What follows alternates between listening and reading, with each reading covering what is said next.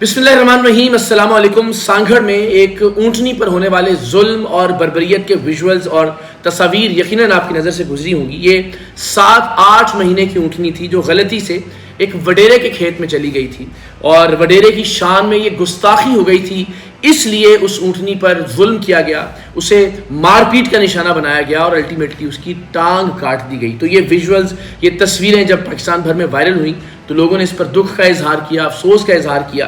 तो जहाँ ये वाक़या इट्सेल्फ एक अफसोसनाक वाक़या था, वहीं इसका एक खुशाइन पहलू ये था कि पाकिस्तानियों में रहम दिली के जज्बात अब भी बाकी हैं और हमने देखा कि इस ऊँटनी को अब रेस्क्यू कर लिया गया है, जिसकी रोने की तस्वीर, जिसकी रोने की वीडियोस हमने देखी और पाकिस्तान भर में आप सब भी जानते हैं कि ख़ास तौर पर ख़वातीन इस पर बहुत दिल गिरफ्तार हुई।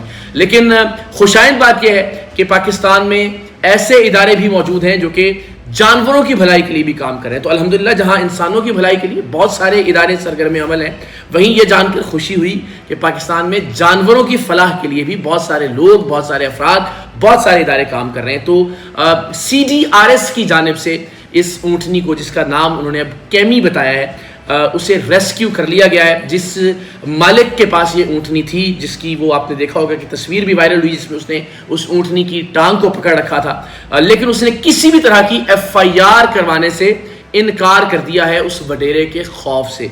लेकिन उस ऊँटनी की कीमत अदा करके CDRS उसको कराची के अपने शेल्टर में ले आया है और अब जो डॉक्टर्स हैं वो उसका इलाज कर रहे हैं। और मेरी अभी बात हुई जो CDRS की कराची टीम है उनके जुनैद साहब से, और उन्होंने बताया कि चूँकि अब सोजिश है और ज़ख्म है तो पहले उसको हील किया जाएगा और उसके बाद उसे एक मसनूई टांग लगा दी जाएगी। लेकिन दुबई से और इंडिया से जो अभी तक किसी के ये मसनूई टांग भिजवाई जाने की खबरें वायरल हो रही हैं, ये खबरें दुरुस्त नहीं हैं। ये CDRS की जानिब से इस टांग का इंतज़ाम किया जाएगा।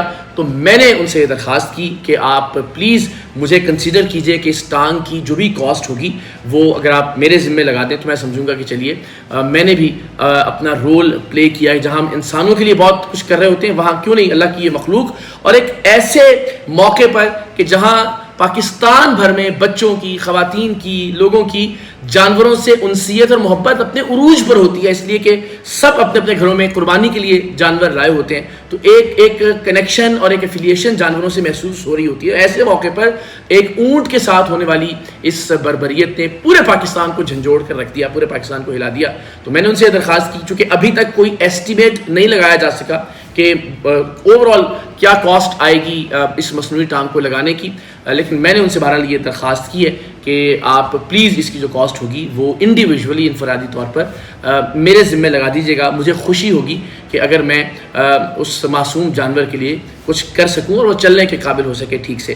तो ये बस छोटी छोटी सी चीज़ें, और बताना भी इसलिए ज़रूरी होता है कि हम सबको अंदाज़ा हो कि ये भी एक मामला है। दुनिया की जितनी महज़्ज़ब कौमें हैं, दुनिया में जिन कौमों ने तरक्की की, परवरदिगार ने जिन कौमों पर अपनी नेमतों का नुज़ूल किया, वहाँ आप देखिए कि इंसानों के हुकूक के साथ साथ जानवरों के हुकूक का भी ख्याल रखा जाता है। और हमारे प्यारे आका सल्लल्लाहु अलैहि वसल्लम ने भी इस हवाले से हमें हमेशा जो दर्स दिया, जो हमेशा तबलीग की, जो हमेशा उनका पैगाम था, वो यही कि जानवरों से भी सिलाए रहमी से पेश आया जाए, उनसे भी शफ़क़त बरती जाए, उनसे भी मार पीट का मामला न किया जाए। तो ये एक ऐसा मौका है कि जब हम इस मौजू को डिस्कस कर सकते हैं, और बताने का मकसद ये कि दूसरों को भी तरगीब हो कि हमें अपने अपने तौर पर हम जो कुछ कर सकते हों वो ज़रूर करना चाहिए, इंसानों के लिए भी और साथ ही साथ अल्लाह की बाकी मखलूक़ात के लिए भी। तो परवरदिगार दो आलम हमारे दिलों में रहम डाले, इंसानों के हवाले से भी